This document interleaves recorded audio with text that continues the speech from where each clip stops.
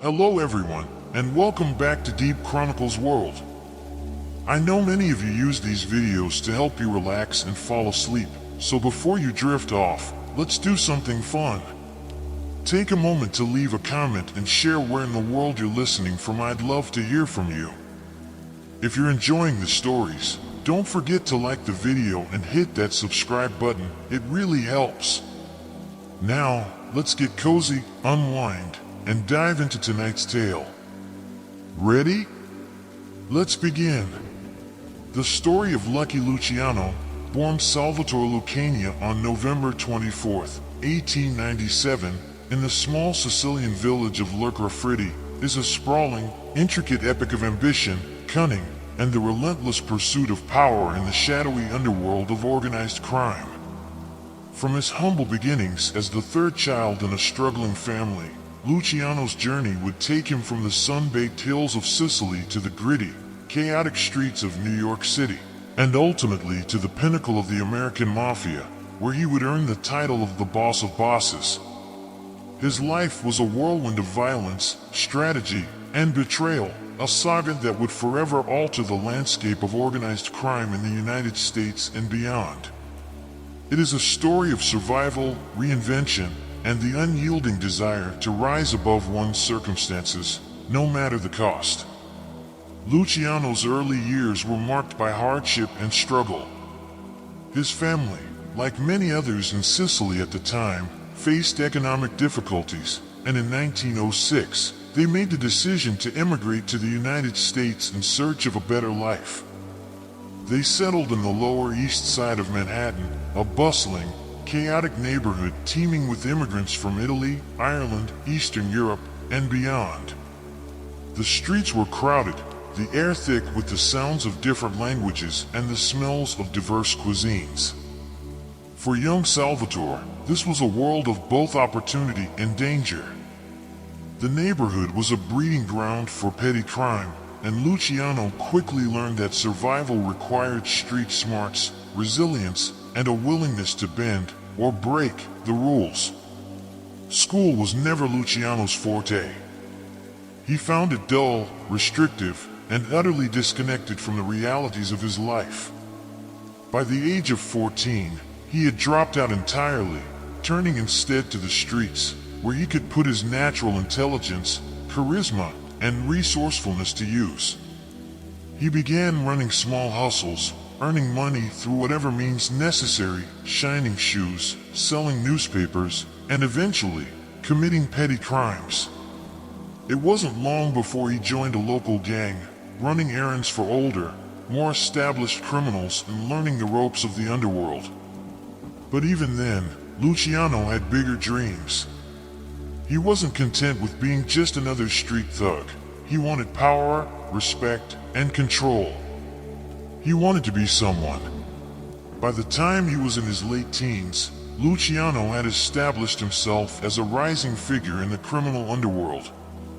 He formed alliances with other young, ambitious gangsters, including Meyer Lansky and Bugsy Siegel, who would become his lifelong associates and confidants. Together, they began to carve out their own territory, engaging in bootlegging, gambling, and protection rackets.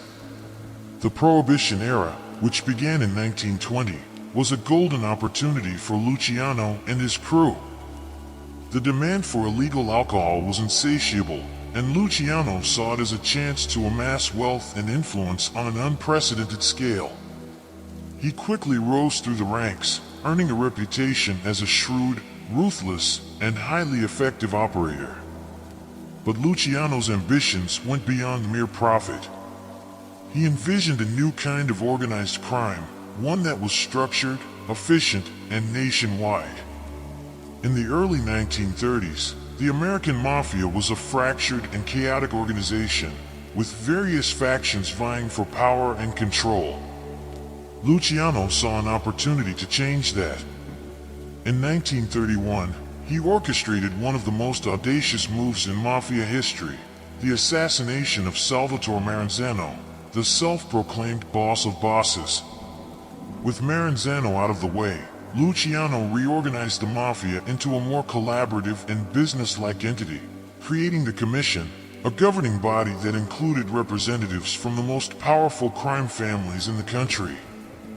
This move not only solidified his power, but also brought a degree of stability to the underworld, reducing internal conflicts and increasing profitability. The Commission was a revolutionary concept. It established a system of governance that allowed the various crime families to coexist peacefully, resolving disputes through negotiation rather than violence. It also provided a framework for collaboration on larger, more lucrative ventures, such as narcotics trafficking, labor racketeering, and gambling. Under Luciano's leadership, the American Mafia became a highly organized and efficient criminal enterprise, with operations stretching from coast to coast. Luciano's vision of a unified, business-like mafia was a radical departure from the old-world traditions of the Sicilian Mafia, and it marked the beginning of a new era in organized crime. But Luciano's reign was not without its challenges. In 1936, he was arrested and convicted on charges of compulsory prostitution, a case that was widely seen as a politically motivated attempt to bring down the powerful mob boss. He was sentenced to 30 to 50 years in prison, a seemingly insurmountable setback. But even behind bars, Luciano remained a force to be reckoned with. He continued to oversee his criminal empire, communicating with his associates through coded messages and carefully orchestrated visits. His influence extended far beyond the prison walls, and his reputation as a master strategist only grew. During World War II, Luciano's fortunes took an unexpected turn. The U.S. government, concerned about the potential for sabotage on the New York docks, sought his help in securing the waterfront. In exchange for his cooperation, Luciano's sentence was commuted, and in 1946, he was deported to Italy. From there, he continued to oversee his criminal empire, expanding its reach into Europe and beyond. He established connections with crime syndicates in Italy, France, and Cuba, creating a truly global network of organized crime. Luciano's ability to adapt and thrive in the face of adversity was a testament to his intelligence, resourcefulness, and unyielding determination. Luciano's life was a testament to the power of ambition, adaptability, and sheer force of will. He transformed the Mafia from a collection of warring factions into a sophisticated, organized network that dominated the American underworld for decades. His legacy is a complex one, a blend of violence, innovation, and an unyielding desire for control. Even in his final years, living in exile in Naples, Luciano remained a symbol of the criminal underworld's enduring allure and danger. He died of a heart attack on January 26, 1962, but his influence on organized crime continues to be felt to this day.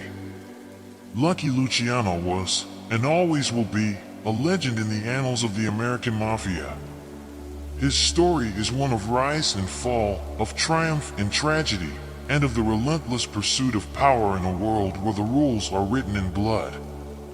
From the streets of New York to the halls of power in the underworld, Luciano's journey is a testament to the enduring allure of the criminal life, and the high price that must be paid for power.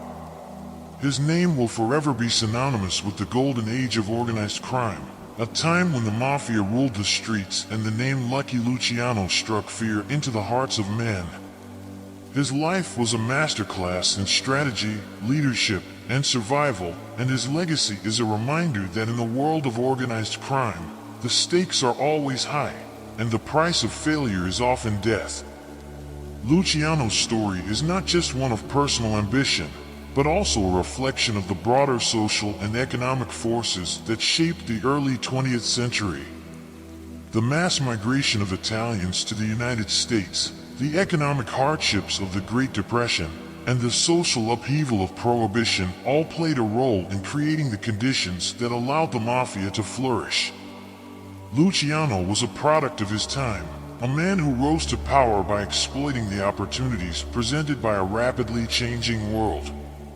But he was also a visionary, a man who saw the potential for organized crime to evolve into something more than just a collection of street gangs.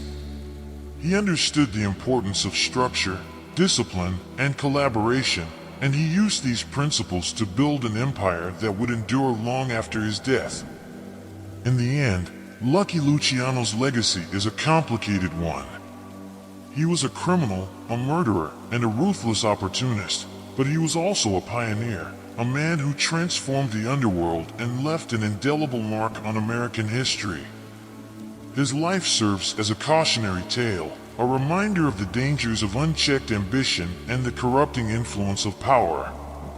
But it is also a testament to the resilience of the human spirit and the lengths to which people will go to achieve their dreams. Lucky Luciano was a man who defied the odds, who rose from nothing to become one of the most powerful figures in the world of organized crime.